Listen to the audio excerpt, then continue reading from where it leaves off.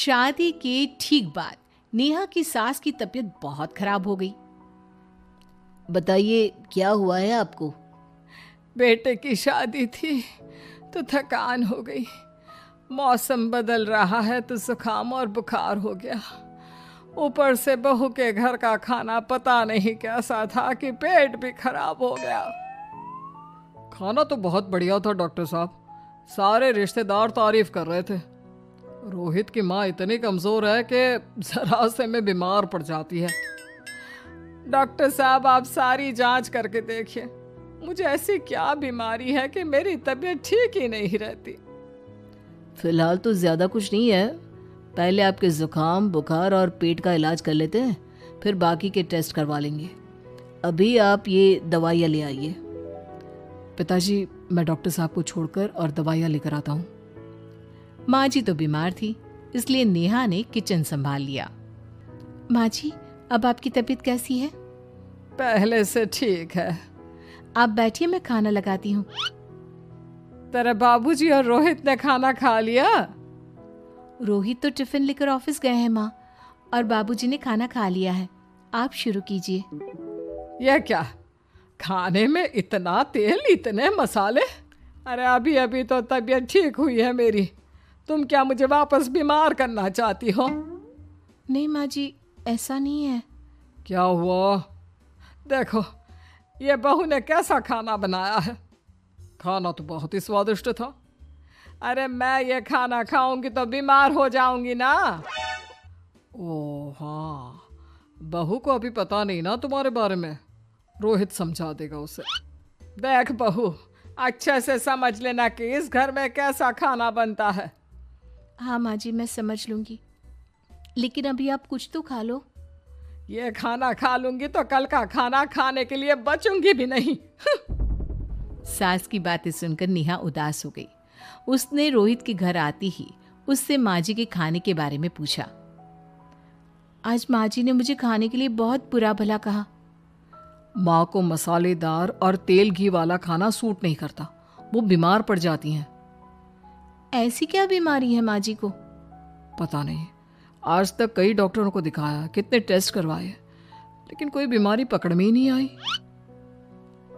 नेहा को कुछ समझ में तो नहीं आया, लेकिन उसने अपनी सास के हिसाब का खाना बनाना सीख लिया।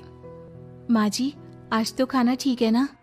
खाना तो ठीक है, लेकिन ये मुआ रेडियो क्यों चल रहा है इतनी तेज आवाज में? वो माँ जी मैं अकेले काम करते करते बोर हो रही थी ना, तो टाइम पास करने के लिए चला दिया। तेरे इस टाइम पास के चक्कर में मेरा सर दर्द से फटने लगा है। तेज आवाज से मुझे माइग्रेन हो जाता है। सॉरी माँ जी, मुझे पता नहीं था।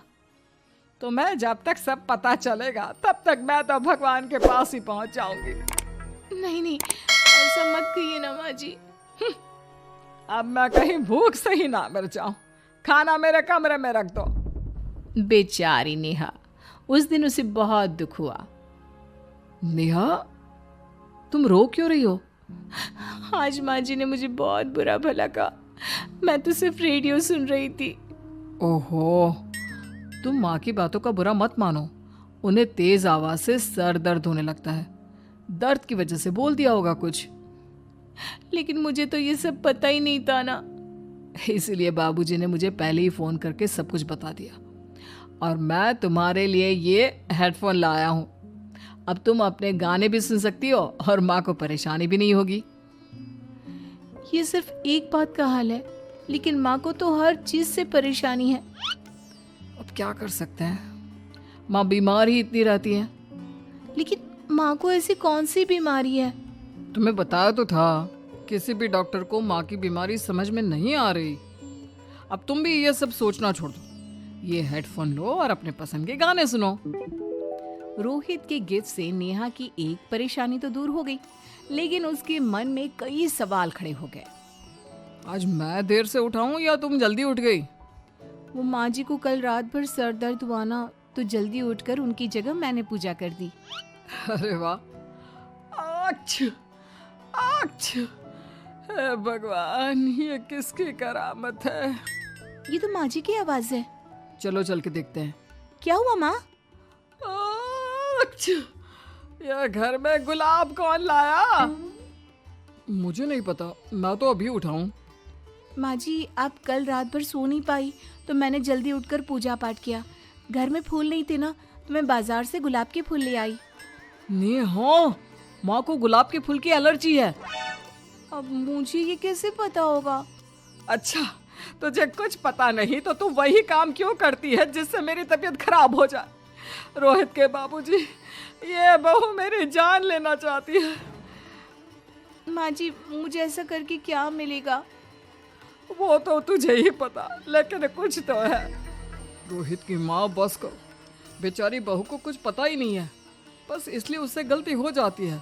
जाओ तुम कमरे में। बहू, तुम रोहित की माँ का बुरा मत मानो, वो अपनी बीमारियों से इतनी परेशान है कि उल्टा सीधा बोल देती है। नहीं नहीं बाबूजी, मुझे बुरा नहीं लग रहा, मुझे चिंता हो रही है माँ जी की बीमारी की। ये बताइए कि माँ जी को ऐसी प्रॉब्लम्स कब से होने लगी?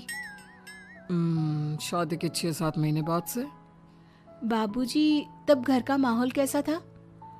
अरे भरा पूरा परिवार था। मेरे बाबूजी, माँ, काका, काकी, मेरे दोनों बड़े भाई, दोनों भाभियाँ, दोनों के 2-2 बच्चे हैं, एक छोटा भाई और एक बहन, सब साथ रहते थे। इतना बड़ा परिवार? हाँ, मैं जब 10 साल का हुआ ना, तब पापा का ट्रांसफर यहाँ हुआ। उसके पहले तक तो हमारी जॉइंट फैमिली ही थी। और माँ जी किस चीज से बीमार पड़ जाती हैं? जब तेज गर्मी हो, ठंड हो या ज्यादा बरसात हो जाए। जब माँ ज्यादा थक जाए, जैसे दिवाली पर घर की सफाई या कोई फंक्शन हो, या ज्यादा मेहमानों के आने से घर का काम बढ़ जाए। तेज म्यूजिक, तेज लाइट या ऐसे कोई तेज स्मेल आ जाए। तो माँ जी की ये बीमारी ठीक हो सकती है। कैसे? सब पता चल जाएगा। आप कल माँ जी की टेस्ट रिपोर्ट लेने जाने वाले हो ना? हाँ। तो सुनिए क्या करना है। अगले दिन रोहित माँ जी की रिपोर्ट्स लेकर आता है। माँ, बाबूजी, नेहा। अरे क्या हो गया रोहित? माँ जी की रिपोर्ट आ गई है। कुछ सीरियस है क्या? जिसका डर था वही हुआ। अरे गोल गोल बातें मत कर, सीधी तरफ बता बेटा, क्या हुआ है मुझे? माँ, आपकी किडनी, लिवर सब फेल हो गया है, आपका दिल भी कमजोर हो गया है। डॉक्टर ने कहा है कि आपके पास सिर्फ 1 महीना बचा है। ये क्या बक रहा है? ऐसा हो ही नहीं सकता। मुझे लग ही नहीं रहा कि मैं इतनी बीमार हूँ। लेकिन माँ जी, रिपोर्ट झूठी तो नहीं हो सकती ना? हाँ, माँ को 20 साल की उम्र से बीमारी लग गई थी, लेकिन कोई डॉक्टर पकड़ नहीं पाया और अब ये बीमारियां बहुत ज्यादा बढ़ गई हैं। हाँ रोहित की माँ, तुम्हें याद है शादी के 6 महीने बाद से तुम बीमार रहने लगी थी।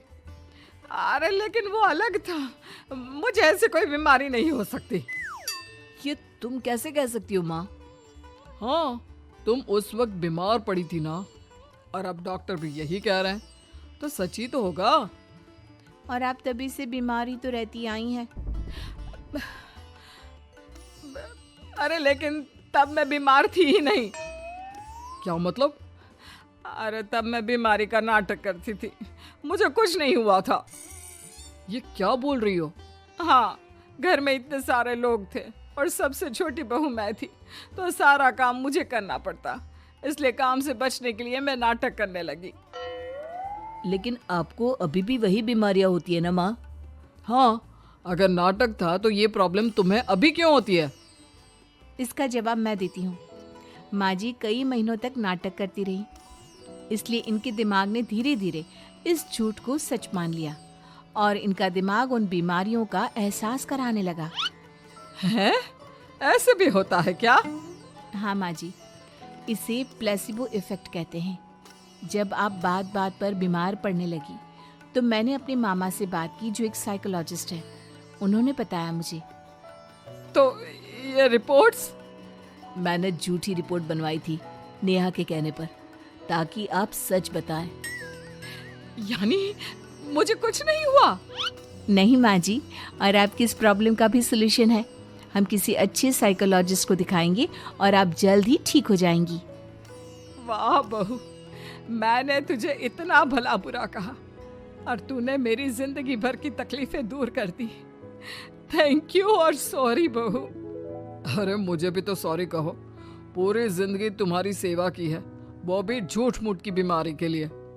हाँ हाँ, आप भी माफ कर दो मुझे, बस सॉरी। तो इस तरह नेहा ने अपनी सास की बीमारी पकड़ भी ली और ठीक भी कर दी।